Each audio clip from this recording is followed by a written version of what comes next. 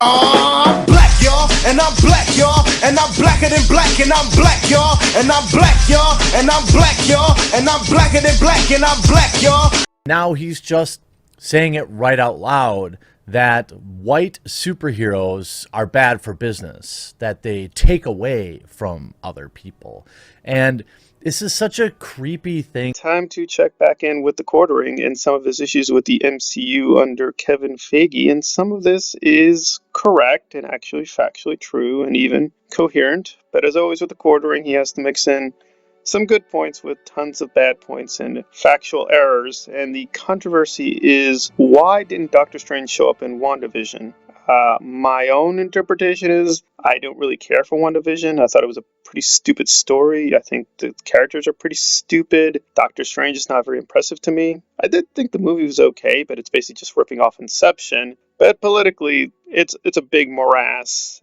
And apparently people are getting excited that Kevin Feige is now this radical feminist multiculturalist. But given that he's been okay with whitewashing Doctor Strange and doing some, put it mildly, questionable things with marketing Black Panther and other things, he's not.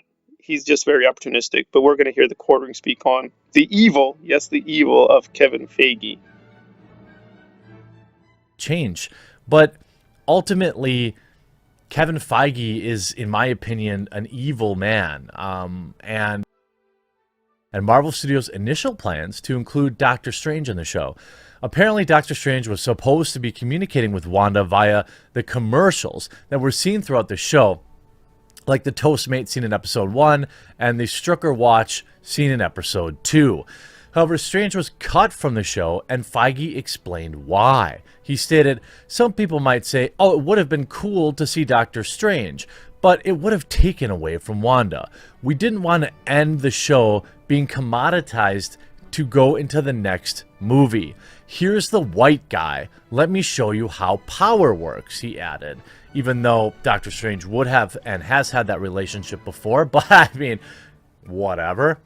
Not only was Strange cut from WandaVision, but apparently it meant they had to rewrite Doctor Strange.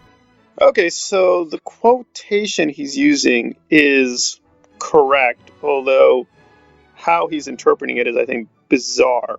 And I want to be careful because the statement he makes about white heroes being bad for business, that's at the beginning of his video, so I don't want to be accused of splicing the footage to say something I want him to say.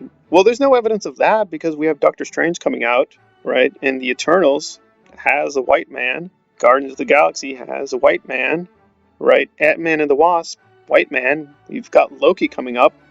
We've also got Hawkeye showing up. But again, there is some evidence, right? Because Hawkeye pretty clear is going to retire. He's not going to be Hawkeye for long, and so on and so forth. So the record is a little bit mixed in terms of the politics. But in terms of the characters, I don't know. I think for a while you can say Kevin Feige, again, I want to stress this, is lowercase e evil, because he has been destroying and ruining the characters, just making them whatever they like, Laffy Taffy, whatever they need to be for a certain part of the story of the MCU in terms of how they're selling stuff to the audiences. And that's his prerogative. If you are a diehard Marvel fan, and I used to be, yeah, this is pretty much a complete joke. People keep saying these things about the MCU. It's like a dream come true. It's like, if you're complete illiterate and you don't know anything about the comics, then I mean, you can just enjoy them as idiotic popcorn nonsense, enjoy it at that level, and to make a couple of good films, but for the most part it's just garbage, it's just junk food. But a lot of it is politically offensive, and just from the comic books, it's like, there's almost zero relationship. They're just so different and so stupid and so dumbed down. It's like, even calling them the characters is really ridiculous and an insult to decades of good work by various people. And it's not even what the Quartering is making it seem. It's so racially diverse, it's so leftist. It is no such thing. They're more than willing to whitewash or change the origins of the characters or give them racial identities when they had none in the comics, just to suit its purposes. So the Quartering has at least some good reasons to be upset, but then he mixes in a ton of factual inaccuracies for no reason at all.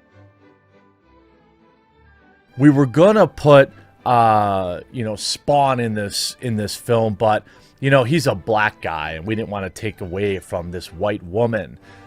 What in the world do you think the reaction would be? And just because he says white, it's suddenly not only okay but applauded, celebrated by the mainstream media. So, for instance, with Spawn, yeah, there actually was whitewashing. Not with Spawn, but with the cast of characters. Apparently, he doesn't remember that. But I want to be fair, he did mention the whitewashing controversy with Doctor Strange, but did not emphasize it. I'm not clear if he's ever doing good logic with his content, because it's like it's always 3 plus 3 equals 7, because it's like, okay, on the one hand he recognizes that Marvel does skew content for a Chinese audience or for a racist audience, and he doesn't care, obviously, but then when they do something for the other side, then he gets alarmed. Well, listen, what's your standard? My standard is, let's concentrate on the story first. And are they ruining the story and ruining the characters? Yes, but they've been doing it for quite a while. It's a pretty horrific time when we have to think back to the Age of Ultron as being a good high point. But I can say at least the early MCU, it wasn't great, but at least it was semi-coherent.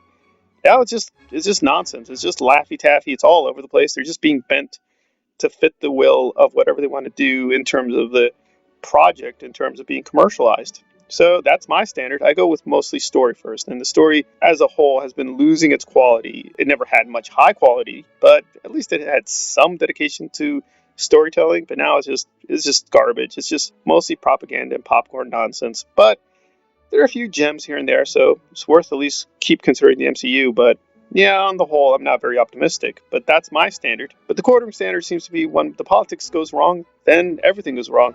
Like, no, it could be that the politics may be atrocious, but the quality is fine.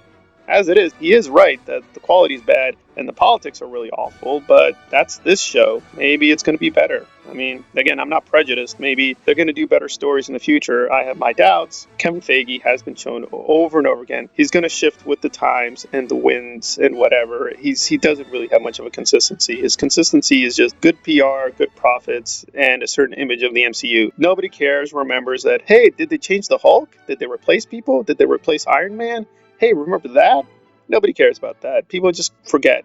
Supposedly, all these MCU experts now that have come up in the last couple of years, they've completely forgotten. And I'm going to include Mahler, because, boy, he loves his old MCU, but keeps forgetting conveniently when they kept changing things, because he's a moron, he's an idiot, and he doesn't care. But now, suddenly, he also is like, oh, the MCU's in danger, the MCU's in trouble. Why? How? Because its politics are bad? Well, that's really consistent with what you're doing with your content. Saying, I don't care about politics. Now suddenly you do. So it's like, So it is what it is. The old MCU wasn't much better, but at least had some dedication to storytelling. Now it's like, it's a big question mark. But we'll see. We'll keep reporting. Hopefully there are good signs ahead, but I'm not too confident. But the quartering definitely needs to do better research if he's going to start attacking Kevin Feige and questioning his morality. Maybe he should, but you want to do with better research, at least in my eyes. All right, this has been Pop Cult Analyzed on the latest controversy in the MCU under Kevin Feige.